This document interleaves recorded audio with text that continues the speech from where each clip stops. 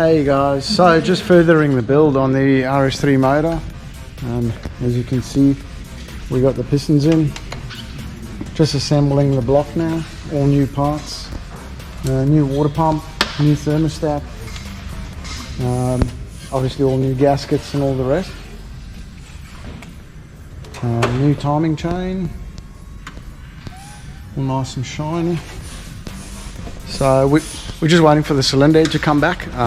We'll do a walkthrough on that. That cylinder head is completely getting rebuilt. Really excited to see the thing. The guy that's on the job is more excited than I am about the thing, about working on it. So yeah, I'm looking forward to showing you guys that.